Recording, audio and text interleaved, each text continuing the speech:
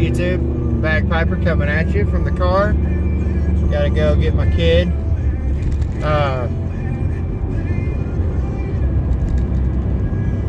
Just got a quick box opening. Possibly my last McClelland's buy ever. That's it. 100 gram tin of Frogmorton Original. It's the last one that Tobacco Pipes had on the site. In the 100 gram. They didn't have any original in the 50 grams. They still had Cellar. I bought the last 200 gram tins of On the Town that they had a month ago. So they might have more of that, I don't know. But, you know, like everybody else, McClelland's going out. Scrambled to get a little bit. I do have a little bit stocked up, but this is all personal use. This is my favorite. I used to say it was his favorite available, one of the favorite availables. Bayou, on the Bayou is alright. I haven't tried On the Town yet. I'm still waiting until my birthday. I'm committed to that as bad as I want to try it now. But I like to make Frog on the River, which is Frogmorton and Mississippi River, as well as Smoke Frogmorton as it is. Two beautiful blends by themselves, one amazing blend once it's pressed together. So it does suck that McClelland's is going away, along with Dunhill, although from my understanding Dunhill probably won't go away. They haven't made tobacco or pipes in a while now. It's actually a British America tobacco company that holds the lease to the Dunhill recipe and name, and then they don't even make it. Sutliff, like, what is that, Scandinavian tobacco company or something? One of those actually produces and packages the Dunhill blends for VAT or whatever they're called.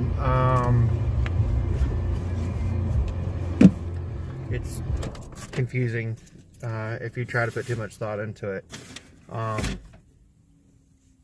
Yeah. So I feel like Dunhill's probably going to stay around. They're already talking about buying the name rights. They might have to like add an N or something, whatever, but they've already got the recipes and stuff, so I don't feel like Dunhill will actually go away. Same can't be said for McClelland, but I do understand why Mike feels the way that he does. He's a man that stands behind his quality and his work, and can't fault him for that. I try to stand behind the quality of my work also. Yeah, so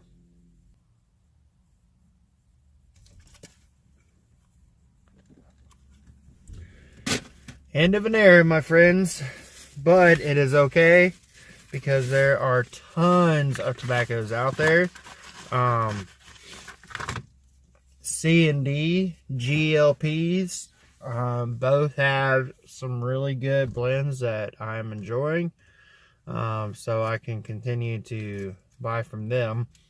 And on top of that, I have like several recipes for making my own blends using tobacco leaves.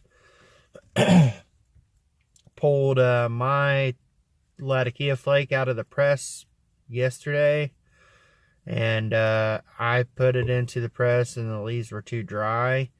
So the mass majority of it held together perfect. But one end did not, and the knife was not sharp enough, and it started to just tear it.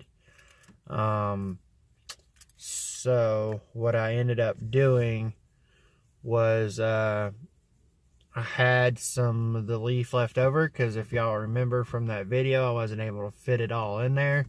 I just put what I had left over on top of what I'd already pressed out. Added some more filtered distilled water to it. Not a whole lot, but enough to give it the moisture that it needed to bond the leaves together. Put it back in the press. So that put that blend behind like another 3 weeks at least, which kind of sucks. I did take a couple little pieces out before I put it back in the press, and put them in the cutty just to see what the flavor was, and it was amazing. It tasted just like a Latakia flake, which it should. It was 50-50 on Latakia and aged Virginia, so no discernible, didn't taste like any discernible blend. Like I could say it's a copy of something. It was just a really good Latakia flake. So yeah. So now I'm on the hunt for, I'm not actually on the hunt, I have one in the shopping cart on Amazon. Now I'm going to pull the trigger on buying a knife strictly for cutting tobacco, so that I can get no ripping and tearing when I cut into my plugs that I make to create flakes. So yeah, alright. This video is running a little bit longer than I figured it would, so y'all keep pulling it and rolling. Bagpiper out.